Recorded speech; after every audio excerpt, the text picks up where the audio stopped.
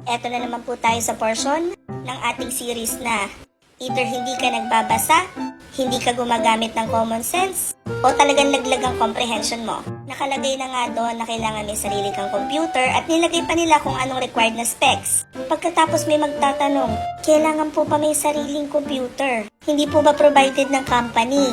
Ang masaklap pa nito, yung nagtatanong hindi naka-follow sa akin. So alam niyo, may isisi ko talaga na pinaka nakikita kong root cause is hindi ka naka-follow sa akin.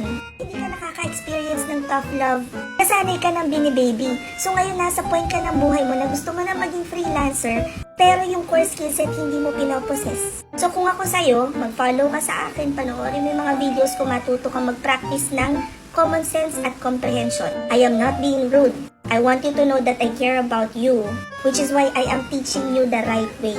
Inuulit ko, kung hindi ka pa naka-follow sa akin pero nagtatanong ka kung kailangan ng computer sa isang job post na nakasulat naman sa link kung anong kailangan, huwag ka muna mag-apply. Sundan mo muna yung 364-day challenge na naka-highlight sa bio ko at mag-follow ka sa akin, okay? Sige, love you, bye!